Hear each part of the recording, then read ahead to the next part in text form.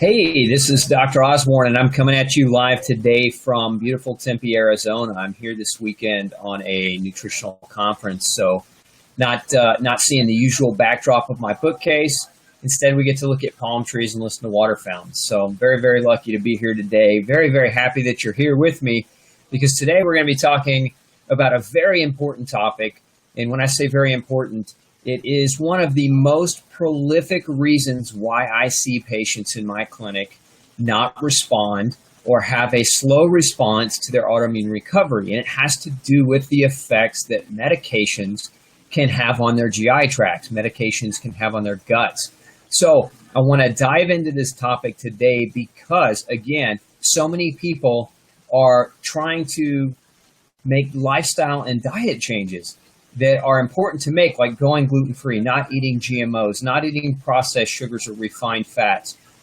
Very important diet and lifestyle changes, but if you're on a list of medications, maybe you're working with a doctor and you haven't quite gotten off of them yet, there's a number of different things that you're going to want to consider. Number one, some medications contain fillers. Now, some of these fillers can actually contain the allergens. So if you're working with a functional medicine doctor and you've had your allergies tested, meaning they've said, okay, we're going to check you for allergies. You're allergic, for example, to povidone. Now, that's one of the things I'll check for on one of my allergy tests. Povidone is a very, very common medication filler. So if you've got a medication you're taking, maybe it's for your thyroid, maybe it's to block inflammation, whatever the case might be, the way you would understand what kind of fillers could potentially be in that medication is there's an inactive ingredient list. So as you are either filling that prescription from your pharmacist, or as you pull out the prescription, there should be a packet, an insert that has a list of ingredients. Now, you're going to have on a pharmaceutical, you're going to have two lists. You're going to have one list that says active ingredient,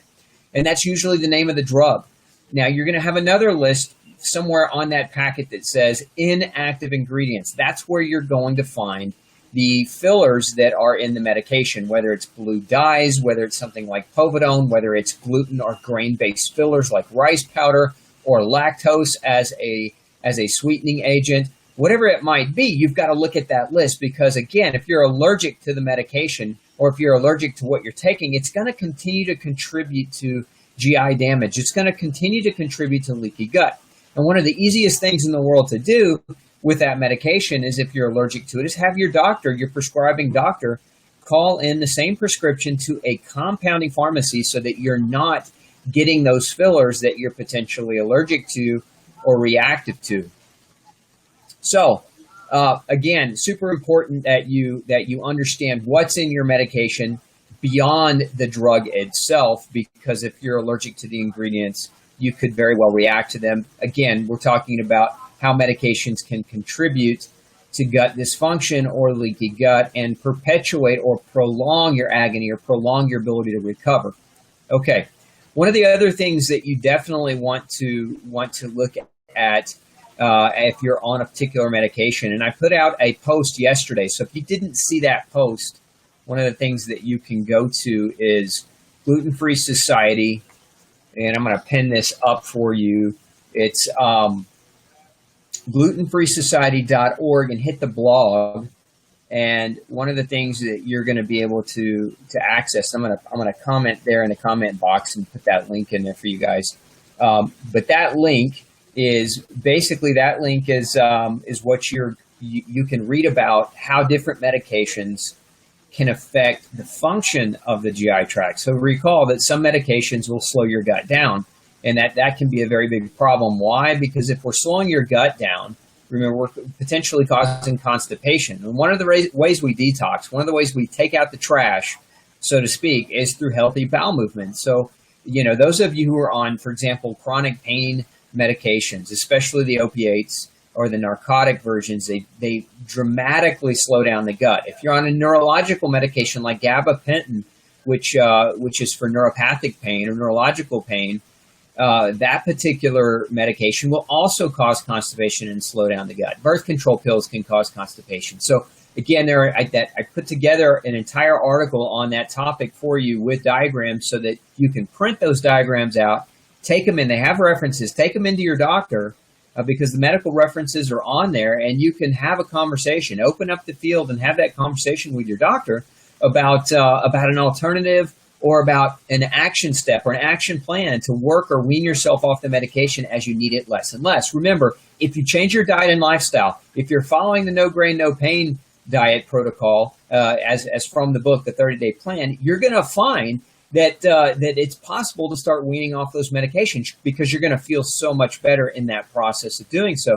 So whoever's prescribing those drugs, you just want to make sure that you work with them and that you have a secondary plan to wean them back or to titrate the doses down so that the medicines don't continue to hinder your GI tract, don't continue to cause or a disruption in your gastrointestinal function, leading to additional problems. Now, one of the other issues that a lot of people don't talk about is the effect that medications can have on the nutritional status. And when I say that, what I'm talking about are vitamins and minerals. And I'm going to give you a few examples, and I'm going to pick on pain medications today. I'm going to use ibuprofen in this case. Ibuprofen as a pain blocking medication can actually cause folate, which is vitamin B9, vitamin C, and iron deficiencies. Now, why is that a problem? Well, if you inhibit folate or block folate, then it makes it almost impossible for the gut to heal. The gut needs folate for its rapid turnover. The cells in the GI tract turn over every 2 to 7 days, and they need a lot of folate to make new DNA to do that fast action replication. So if you're blocking folate, you're really going to slow down the gut's ability to turn over new cells, and you're going to put your gut in a compromised position. If you are blocking vitamin C, some studies, especially in those with gluten sensitivity, some studies show that patients with celiac disease don't heal without vitamin C. In other words, they continue to have persistent gastrointestinal damage if they don't have adequate vitamin C coming through, and that vitamin C is a necessity to stop the inflammation within the GI tract. And so we don't want to take a medication that's hindering that nutrient or that's blocking that nutrient if we want our guts to heal and repair and get better. The third one is iron. Iron deficiency can be a very, very big problem for several reasons. One, iron is responsible for helping protect your gut from infection. It helps to kill viruses and bacteria and parasites. We make a protein with iron that is a big part of our immune system that helps to destroy those potential invaders. And so if you're trying to battle a yeast overgrowth, you're trying to battle an infection, it's very, very hard to do that if you're iron deficient. But the other thing iron is very critical to do, iron makes hemoglobin. Now, hemoglobin is this protein in your red blood cells, and it helps to carry oxygen. So let's think about that for a minute. Oxygen is one of the essential nutrients. We breathe it, we don't eat it, but it's one of the essential nutrients that we get. If we can't deliver the oxygen, then our cells will starve for energy. They won't be able to produce energy because we need oxygen to metabolize. We need oxygen for energy production. If your body's not making energy efficiently, how well do you think it's going to heal? Your healing progress is going to dramatically reduce. It's going to dramatically slow down. And this is one of the most common things I see in patients who continue to struggle even after making diet changes because they continue to use medications that interfere with their nutritional absorption, with their nutritional status. And if your nutritional status is deprived or deficit, it's very, very hard to make a comeback. It's very, very hard to heal. So let's talk now a little bit. Let's see. Well, this is not a question related to that, but it's still a good question. Andrea is asking, is tiger nut safe? I'm going to assume you mean safe on that one. Is tiger nut safe? Yes. Tiger nut as a flower is a tuber. Tiger nut is a tuber type of root, and it can be ground into a high fibrous flour. And so a lot of people will use it in baked goods. A lot of people will use it as a substitute in kind of cereal-like products. And you can actually also get the actual whole tiger nut itself as a snack. So tiger nut's safe. It's definitely gluten-free. And of all the gluten-free flours, probably one of the better ones because it's lower sugar. It has a lower glycemic index. And with that lower glycemic index, we're not getting this big insulin or sugar rush if we're using tiger nut flour. So good question. Thanks for chiming in, Andrea. Okay, so talking more about how drugs or how medications can potentially impact the GI tract. I want to talk a little bit about how drugs might affect or alter the taste of sense or the taste of sense. taste of smell. I'm distracted by the beautiful weather we're having. I came inside from the sunny 85-degree dry weather and to be with you guys today. So I'm rather distracted. But the taste and the smell. How do drugs or how do medications affect taste and smell? Some medications, particularly blood pressure medications, so if you're taking something to lower your blood pressure, they block zinc.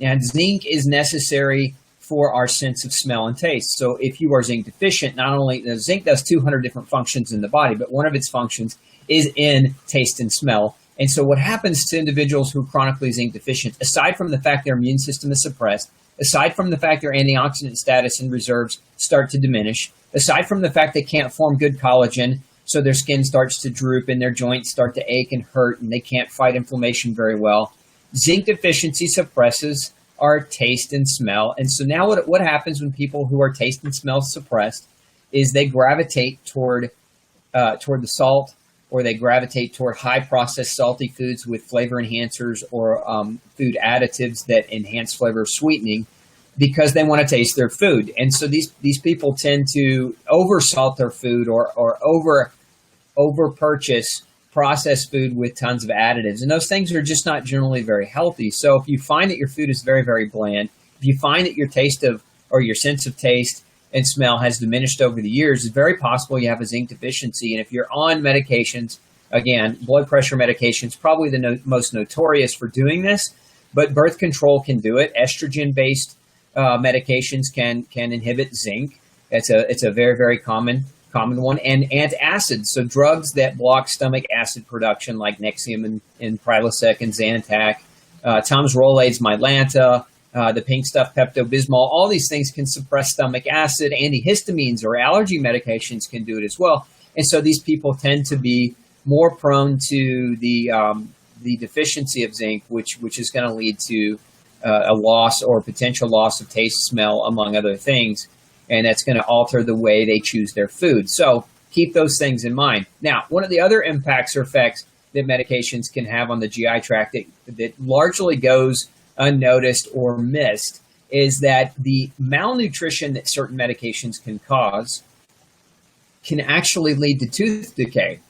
And I have patients, they come into my office, we do an oral examination, they're missing, 4 or 5 teeth, they can't chew. Remember what our teeth designed to do. They're designed to basically masticate or break down our food physically. And so you remember chewing, the art of chewing is part of digestion. A lot of people eat too fast, they inhale their food, and they don't fully get the benefit of chewing. And if you're missing teeth, you certainly are not going to get a greater benefit of chewing. And so you can actually start to have malabsorption, because if you're not breaking down your food mechanically very well, and you're only relying on the enzymatic process of food breakdown, then it's not going to be as effective, and it's going to tend to lead to problems of putrefaction in the gut, meaning that it's going to be harder to break down the food. So your bacteria is going to have to work harder. Your pancreas is going to have to work harder. Your liver's all those things are going to have to work harder just to get your food broken down for you. And that's not a good mix. That's not a good combination. So preservation of teeth, which nutrients preserve the teeth, which nutrients are critical for oral health, hygiene. Well, number one, we'll look at vitamin C because of its role in collagen formation in the gums. And so people with vitamin C deficiency tend to have bleeding gums. So if you brush your teeth and notice that your gums are bleeding, this is going to be one of those issues where that's a possibility. If you are zinc deficient, zinc is also important. Zinc and copper are both important for that collagen formation within the gums, and so healthy gums require those 3 nutrients in large quantities. And otherwise, what will happen is your gums will start to deteriorate. You might have a receding gum line, and you expose more of the lower aspect of your tooth, then that can become a problem. Now, some of the other things that can happen is that some nutrients like CoQ10 also important for gum health, but calcium and magnesium and selenium, these are all important nutrients. These minerals are important, extremely important for the enamel on your teeth. And so what happens when you have enamel erosions is your teeth will be more prone to the development of cavities. And then, of course, when you go to the dentist to get your checkup or your cleaning, they want to fill those cavities with some type of agent. Typically, it's either some type of ceramic or it's some type of in older days, but even still, I see this today is silver amalgams, and unfortunately, silver amalgams contain toxic mercury. It's one of the most common sources of mercury exposure we have in today's environment. And so these silver, when you think about that now, if you're one of those people with silver fillings in your mouth, every time you chew, you're releasing mercury vapors directly into your bloodstream through your cheeks, and that mercury is going to hinder other healthy metals from working. It's going to hinder calcium and magnesium and zinc, and it's going to disrupt those healthy minerals from doing their job. And so it can create nerve damage. It can create muscular problems. It can create neurological muscular problems, meaning it affects the nerves that talk to the muscles. And so we can get things like muscle spasms and cramping. We can get brain fog. We can get neurodegenerative diseases. We can get behavioral changes. We can get mood swings. There's a lot of different things that can happen as a result of those mercury type fillings. So if you have those, I would suggest you get with a good environmental dentist who knows how to remove them and get them out as quickly as possible. But if we're being preventative, let's think about how we can not need fillings in our mouth in the first place. And so the best way to go about doing that is to preserve our oral cavity health. So, I mean, I'm going to sound like a dentist here for just a minute. Maybe that's a little bit. My son was just accepted to University of Texas Dental School. Very proud of him. He's going to come up the pipeline, hopefully be one of the world's next best dentists. So that being said, brushing is important. But in my opinion, what's even more important for oral hygiene, if you really want to preserve your oral hygiene, is water picking. If you don't have a water pick, it's one of the best tools you can use to preserve your gums, to preserve your teeth, as well as flossing. But water picking, very, very effective. And so if you're not doing that, it might be something that you also want to consider. Okay, so back to what we were talking about, which is how medications can affect your oral health, the health of your teeth, the health of your oral cavity. Some medications can cause and I did a video on this a couple of weeks ago, and if you haven't checked it out, make sure you go to my YouTube channel, Glutenology, and check out the video I did on the tongue, on symptoms of the tongue. But one of the things certain medications will do is cause glossitis. They'll swell the tongue, and that can lead to problems with breathing, and especially at night when you're trying to sleep, the tongue can be too thick and too broad. So if you're chronically congested and you breathe out of your mouth and you can't breathe out of your nose, or you have a hard time breathing out of your nose, and you're on medications that cause B12 deficiency or zinc deficiency that can swell your tongue, it can actually help to contribute to sleep apnea. So now you're not going to sleep very well. You're going to have sleep problems, and that can lead to a slowdown in the healing process. So we think of all the different ways that medication might affect us, and it's not always what we necessarily think, but those nutritional deficiencies can lead to a battery of different types of problems around your oral health, to include swelling of the tongue, breakdown in your teeth, deterioration of your gum line, change in the way you taste, change in the way that you smell your food, which will alter the way you choose your food. So again, very, very important to think about those things. Let's see here if we've got some questions coming in. So again, this is another question, not so much on topic. Oh, here we go. Here's one that's more on topic. I'd like to stick to the topic at hand. Otherwise, we're going to get sidetracked. So Karen is asking, what is discolored teeth from, i.e. white spots on the teeth? It depends. I mean, white spots on the teeth, so if your teeth are just areas of whiteness, there are a number of different things. You could have some enamel erosion. And there are a number of things that can contribute to that. If your diet is highly acidic, that can contribute to it. If you drink a lot of sodas or carbonated-based beverages, that can contribute to it. If you've used a lot of oral antibiotics, that can contribute to it. Antibiotics can definitely affect the mouth or the enamel formation in the mouth. Gluten sensitivity. There's a number of good studies in the dental research on how gluten can cause enamel defects in the teeth, leading to discoloration, but also deterioration. So I would say those are things to look at. Now,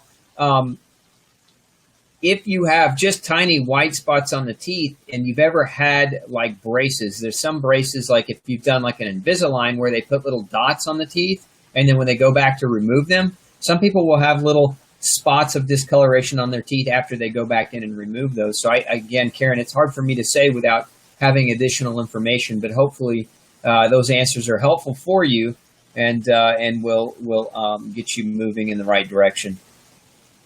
Next question, Nick. What can you tell me about the ketogenic diet? Well, I mean, wow, we could talk for days about the ketogenic diet, but if you want Ketogenesis 101, the ketogenic diet is basically it's a low carbohydrate, high fat, high protein diet. It varies from person to person. In other words, how a person gets into ketosis will vary. Some people can get into it relatively easy. For some, it's a little bit harder. You have to restrict carbohydrates a little bit more. But the average adult, if we keep carbohydrates under about 40 grams a day, the average adult's going to be able to get into ketogenesis. And what that basically is they're burning fat as fuel. And this can be very, very effective if you've got a history of eating sugar for years and years and years, or eating a high carbohydrate diet for years and years and years, and you've worn out your pancreas and you've worn out your liver, and you've got insulin sensitivity and you've got leptin sensitivity. The ketogenic diet can be very, very helpful in reversing some of those things. There's also some really compelling research on the ketogenic diet in helping with cancer. And because ketogenesis, basically, when you're burning fat as fuel, and remember, cancer cells need carbohydrate as fuel. So when you give your body more fat as a fuel source for energy and get really efficient at burning fat, then you're not supplying that carbohydrate energy to the cancer cells, and you can actually literally starve them out. And some of the research in cancer cells shows tumors actually shrinking on a ketogenic diet. Ketogenic diets can help with weight loss. They can help with chronic pain. Again, it depends. It depends on what you're using it for and why you're trying to use it. But it's one of the tools in my arsenal with patients in the clinic to help with a number of different things, whether that be nutritionally supporting cancer, whether that be nutritionally supporting somebody with diabetes, or nutritionally supporting somebody who wants to lose weight, or nutritionally supporting somebody who wants to fight off yeast overgrowth, because yeast thrive on carbohydrates as well, so it can work well in that environment. So a lot of different ways we can use a ketogenic diet for health benefits. I would say I'm hesitant to say don't fall under that whole one diet fits all thing, because a lot of people, to jump on different diet bandwagons, and diets will come and go. And so my advice to you is get with somebody who knows what they're talking about, and somebody who can really help guide you through a ketogenic diet, because there are some cases where it's an absolute wrong diet for people. And so it's hard for me to answer that in a generalized forum like this. Okay, let's see here. Javier or Xavier, what is the cause of high blood B12 level where there's no supplementation? That's a great question. So let's walk through this. Let's say that I'm gonna tie this into today's topic: how medications can affect your nutritional status. A lot of medications will degrade or will disrupt the liver, will damage the liver. Remember what one of the liver's job is. When I was in biochemistry 101 as a student, my instructor used to say, the liver is the giver. And what he meant by that is the liver stores nutrients. It stores the B vitamins. It stores excess glucose for energy for a rainy day. It stores so many different elements for our body, so that when our body needs them, it can release them into the bloodstream. Now, let's say that you're on a medication. Well, I'll use a statin as an example, because statins are cholesterol-lowering drugs that are known to cause liver damage. That's why if you're on one, the doctor wants to monitor your liver enzymes every 6 months. And if they don't, shame on the doctor and find a doctor who will. But statins can damage the liver. So let's say they're damaging your liver. And as your liver cells are being damaged, they're releasing more B12 into the bloodstream. So you can get an artificial elevation of serum B12, even though you're potentially having a B12 deficiency inside your cells. You can have an artificial elevation in your bloodstream if your liver's being damaged. So that's probably one of the most common areas where we'll see an artificial elevation in vitamin B12 levels in the serum, is what's called liver damage. There's another reason why we might see that, and that's called liver redistribution. And let's just say, I'm going to give you another example. Let's say that your muscle cells are deficient in vitamin B12. And so then the liver, which again, the liver's the giver, so it's registering that, and it says, okay, the muscles need more B12, let's pump out B12 into the bloodstream. So the liver does what's called redistribution. It takes the stored B12, pushes it into the bloodstream so that the muscles can get access to it. And if we happen to measure your B12 when that's happening, we can get a false high. We can get an artificially elevated B12 level in the serum.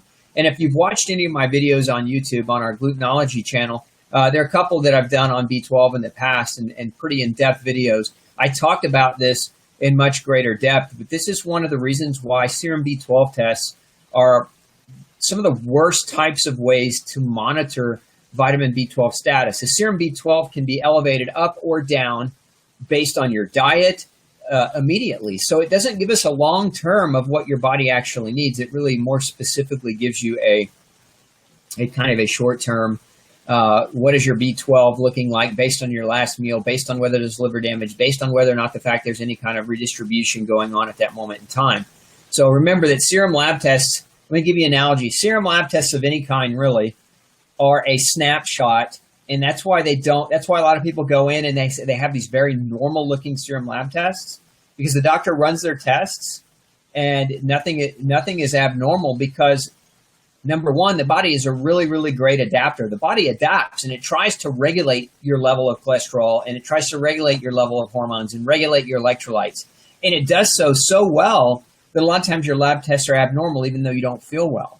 And it's not that the lab tests are wrong. It's just that if you don't take into consideration your body's dynamic ability to respond by keeping everything in a homeostasis, then you can miss a lot of illness if you're running just traditional lab tests. Think of it like this: if I'm watching a movie and I take a still frame picture of one moment within the movie, and I show that to somebody, and I say, "Hey, I want you to tell me what this movie is about based on that still frame picture." How effective are they going to be at telling you about that movie if they only have one picture to go off of? Not very effective, right? Because that one picture of literally hundreds of thousands of pictures that make up a movie is one snapshot in time. And that's a lot like serum blood tests. It's one snapshot in time that don't really give us any comprehensive reading or readout. Let's see here. Don, I am a type 1 diabetic, and my enzymes lipase and amylase are elevated. Lipase is, 362, amylase 121. Yeah, I would definitely have you on digestive enzymes, Don, if you were in my office. Even more importantly, though, I would run very specifically. I would run an immune test that measures what you're reacting to from the standpoint of foods as well as the standpoint of chemicals in the environment, because some pancreatitis, it might be autoimmune, but it might also be, because that's what that's an indicator of, enzyme levels that are that high. Your lipase should be, probably somewhere under 50, and so where you're riding is quite high. So I would definitely see what you're doing in your diet or in your lifestyle that might be contributing to that pancreatitis or that inflammatory pancreatic problem. The other thing you really got to dial in, Don, if you're not already on No Grain, No Pain program, get on it, because it will control your blood sugar much more effectively. You'll need a lot less insulin, and it will preserve your pancreatic function. So remember, type 1 diabetes is an autoimmune disease of the pancreas, and it's very possible that damage, that autoimmune damage, is now starting to spill over, and it's causing your pancreas to become inflamed, and it's causing it to release exaggerated levels of lipase and amylase, creating a problem for you. So that's definitely, I would be taking a digestive enzyme, but I would also have you, and if you want to go to glutenfreesociety.org, there's a product on that website called Matrizyme, Matrizyme. It is a proteolytic enzyme that helps to preserve pancreatic function and support pancreatic function, and I would be on that, and that I would take it 6 to 8 of those a day. They're real tiny yellow caplets, but I would do that on an empty stomach to support your nutritional need, to support your pancreas. Good question, but definitely get with a functional medicine doctor. Get on the No Grain, No Pain plan, and let's get that under better control. Let's see here. Julia chiming in. Any issues with antihistamines? Yeah, tons of issues with antihistamines. How do antihistamines affect the GI tract? Well, let's think about that for a minute. What do antihistamines do?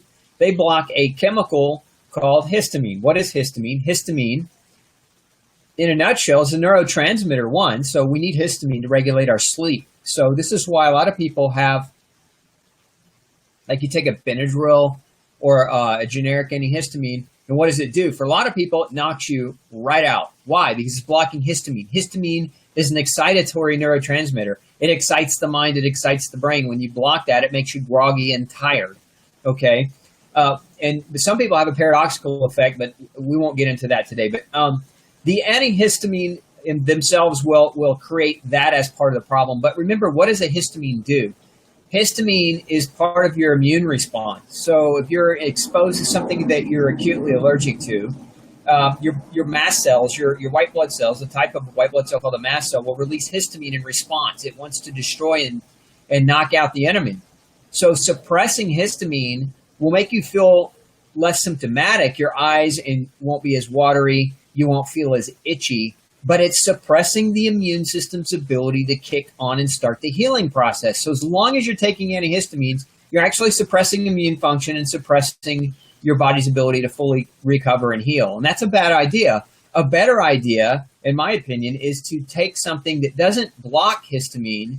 It just stabilizes mast cells to not overproduce histamine. See, some people, they're in a state of ill health, and so the membranes around their mast cells break really super easy, and that leads to too much histamine. Too much histamine causes the symptoms of allergy, the chronic watery, teary, itchy eyes, the itching, the stuffiness, those types of things. So if you change your diet, and again, I go back to No Grain, No Pain because it's one of the best diets that you can follow to help improve the cell membrane health and stabilize your mast cells. But other things that you can do supplementally, if you go to glutenfreesociety.org and go to the supplement section, there's a product there called Allerease, Alleres, and that particular product is going to have a mast cell stabilizing effect. So it helps improve the membrane stability around your mast cells so that you're not over exaggerating a response to environmental or even to foodborne allergens. Now, if you block histamine, one of the other things that happens that very few people talk about, but I think is important and worth mentioning, is histamine is necessary for stomach acid production. So when you block histamine, you are blocking and hindering your stomach's ability to make acid, which can cause protein malnourishment and digestive problems of protein. So you can become amino acid deficient. Well, what's one of the biggest, most important amino acids for your GI health? It's glutamine. L-glutamine is critical for gut health. And you can actually suppress glutamine absorption, and that can become a very, very big problem if you've got a leaky gut. You're trying to recover from long-standing autoimmune problems. But blocking stomach acid will also inhibit calcium and magnesium and zinc and selenium and chromium and vitamin A and vitamin B2. So these nutrients are absolutely essential for your body to function properly. And if you're blocking them long-term, through an antihistamine use, through chronic antihistamine use, you're going to become malnourished, and it's going to be almost impossible to fully recover and heal. So good question. Don't recommend the long-term use of histamines. As a substitute, I would highly recommend Allerease as a mast cell stabilizer. Let's see. What do I suggest as alternatives for childhood vaccines? Look, I don't want to dive into that vaccines are a medication. Do they affect your immune system? Yeah, because most of them are full of adjuvants like aluminum and mercury and povidone and hydroscopic agents that are surfactants that are designed to basically make the ingredients in the vaccine be more universally ubiquitous so that they go in easier. There's a ton of research that says that vaccines don't work. There's a ton of research that says that vaccines can be dangerous. And I would just simply say, as an alternative, one of the things that I do is I would recommend that you feed your children healthy, that you honor their bodies, and that you don't give them false food. False food is when you go to a fast food restaurant, or even when you go to a restaurant. This food is genetically modified. It's full of chemicals. It's loaded with pesticides. It's full of sugar. They add a lot of hydrogenated fats. They cook in genetically modified oils. It's not healthy.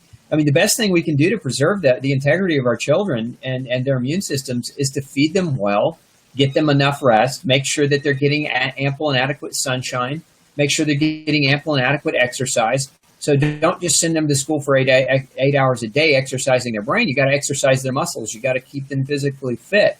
I mean, these are fundamental tenets of good immune systems and good health, and those are the alternatives. If you want to do like what I would call a booster shot, as an immune booster for like cold and flu season, like for a flu shot alternative, high doses of vitamin C, but I also use high doses of vitamin D3, cholecalciferol.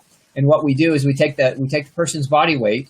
So if let's say your child weighs 50 pounds, then we're going to use 50,000 units, international units of vitamin D3 every day for 3 days in a row. And that's what you're going to do to bolster and boost the immune system before school starts. And I would do it again somewhere around the middle of winter. So like in January, around Christmas holidays, when you've not had adequate sunshine and your vitamin D levels tend to drop around that time as an immune booster, because vitamin D is a very potent immune regulator and can be very helpful. I will say that with one caveat. If you have kidney disease, don't do that. Don't do high-dose vitamin D therapy. If you have got kidney disease, talk to your doctor first about whether or not it might be safe for you, because too much vitamin D too quickly for disease, especially disease like scleroderma, can actually cause elevations in serum calcium that can put your heart at risk. So, and there are other conditions that again, talk to your doctor about whether or not it would be a smart move for you. Cheryl, just diagnosed stage 3 adrenal fatigue. What supplements would you recommend? Well, I mean, look, adrenal fatigue is not a disease. Adrenal fatigue is a byproduct of the wrong lifestyle in a nutshell. And so you can use supplements. I mean, I have a formula called Ultra Adrenal, and you can find it online on my store and my website at glutenfreestudy.org or drpeterosborne.com, or you can call and they can help you pick that out. But that's what I would recommend if I was just trying to generically support somebody who had chronic adrenal fatigue. But you got to remember, two of the most important nutrients to support the adrenals are vitamin C and vitamin B5. It's very, very hard for adrenal glands to recover without those two nutrients. And a lot of formulas don't contain adequate quantities of vitamin C or vitamin B5. So you really got to get vitamin C, upwards of 5 grams a day as a minimum, and sometimes up to 10, 15 grams a day to really support a late stage adrenal fatigue. And then with vitamin B5, you've really got to get upwards of 50 milligrams of vitamin B5 a day, and preferably even higher, a little more around 250 milligrams of vitamin B5 a day to get good recovery with that. But I would say if you're suffering from adrenal fatigue, I would say what other kinds of medications are you on? If you're on other drugs like cortisol, one of the biggest problems with taking cortisol is it causes your own adrenal glands to shrink. And so if you're taking a chronic steroid, if you've been on a chronic steroid for pain, it's just another aspect of how certain medications can affect you. Remember, steroid use for blocking inflammation causes calcium, magnesium, and zinc deficiency, can shrink your own adrenal glands and make you less responsive to stress. And it can create a very, very serious bone loss problem. And it's not something you want to do long term. I've actually had patients whose doctors put them on corticosteroids without any regard to any of those side effects for years, and created bone loss because of that neglect. So again, those were the other things that I might consider. Again, without knowing your history, Cheryl, it's hard for me to say exactly, but good question nonetheless. Okay, is there any ingredient in insulin that would be stopping our body from healing while eating a healthy, no gluten, no grain diet? I'm going to give you some advice, Marianne. There's a website. It's actually better than that. Pull out your Nova Rapid. There should be a little insert when you buy it. There should be a little insert, and it should fold out to be like this big, right? And it's going to be letters that you got to get a magnifying glass to read. But that's where you're going to find what's called the inactive ingredient list. Look on that inactive ingredient list and see what you find there. With insulin, I mean, it just depends on the adjuvants that they're putting in there. There may be detergents. There may be some povidone. There may be some dyes. There may be a number of different things within it. There may be, I've seen sometimes where they add sugar or lactose, so dairy byproducts. So I would start with that. I would start with looking at the inactive ingredient list on the insert that the manufacturer of that drug provides to you, because that's the best place to start. Good questions. I have been without grains for 2 years now, but you have given me a lot to think about. Oh, thanks for you're welcome, Don. I'm glad that you've been without grains. If you're still struggling or still having some issues, the next step in that is to get with a good functional medicine doc who can really, really get super specific and dial it in for you. Okay, we got another question here. Is melatonin safe as a sleep aid? I would say it's safe. in one sense if you use it occasionally. Where I recommend melatonin is temporary use, and for the most part, I recommend it when people are traveling. If you're traveling and changing time zones, like if you're traveling to Europe and there's an 8-hour time difference, or you're going from east to west coast and there's a 3-hour time difference, melatonin can be used to kind of help reset your circadian rhythm. But I don't think it's safe for you to use melatonin and need melatonin every day just to get sleep. I think what's going to happen if you're taking it that way is it's going to suppress your own natural melatonin production, and long term that's going to create some hormonal problems and imbalance for you.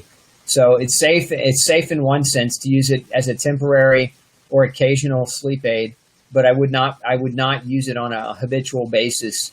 If you're not sleeping, you need to dive into why you're not sleeping, and that answer that question may be not that you're melatonin deficient, but that you're sunlight deficient. A lot of people go outside, and what happens is they wear sunglasses, and sunglasses, they block UV on the light, or UV light on the eyes, and that's how we make melatonin. We make our own melatonin if we get outside.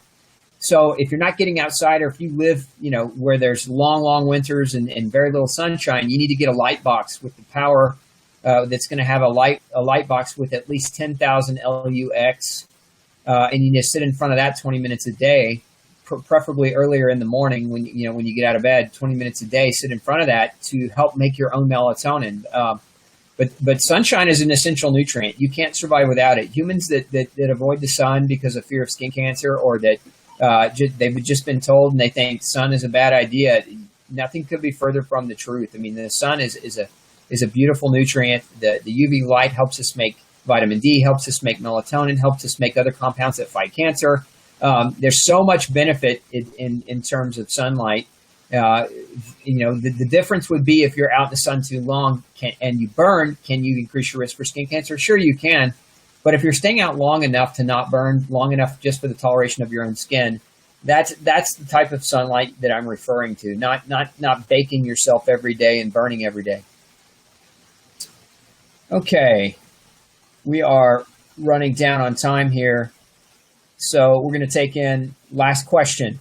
My husband is celiac, diabetic, liver transplant, gluten-free, dairy-free, lost 75 pounds, just found high T4 and high reverse T3. Doctors do not know what to do with him and have him at end of life. Caroline, got to get him into get him into functional medicine, doc. Have him call my office. I'm happy to see if we could help him. Doctors don't know what to do and they're at a loss. I don't ever believe in that. I don't ever believe that hope is gone. There are a lot of things to do. High T4, low T3, I put him on selenium immediately because it can be very, very helpful in T4 to T3 conversion. And it can also be very, very helpful for the liver to properly produce glutathione and detoxify appropriately. So, those would be things that I would say, just based on the limited information that you put in front of me. But even more importantly, get with a qualified functional medicine doctor and let's get his life saved. Okay.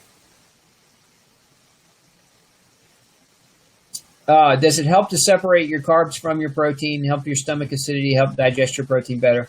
Yes and no, not really. I mean, some people will do food combining where if they eat fruit and meat together, it's harder for them to digest it. Those people typically are their digestive tracts are already compromised. If you've got a really healthy gut, and there's no real need to separate out all your food in that manner. However, always the key is always also listen to your body, because I could be saying that and you could be eating and you think you have a healthy gut, or you do have a healthy gut, and you mix or combine your foods in that way and it's still hard for you to digest. Honor what your body's telling you. So, that falls under the 3 rules of nutrition. Number 1, you can't get healthy eating food that's not. Number 2, listen to your body, listen to the wisdom your body presents to you after you eat. And number 3, don't eat what you're allergic, intolerant, or sensitive to. So good question, Jeff. Thanks for chiming in. All right, folks, I am out of time. I've got to go back and enjoy this beautiful weather and this wonderful conference that we're having this weekend. I got to stay educated to help keep you educated. Make sure, if you don't already have a copy, pick up your copy of No Grain, No Pain at local bookstore or Amazon.com and get started on the 3-day protocol. If you're not already doing that, get started and going with it. And come visit me at glutenfreesociety.org. Come visit me at drpeterosborne.com, and we will be back next week for another Facebook Live. Have a great weekend. This is Dr. Osborne. Take care.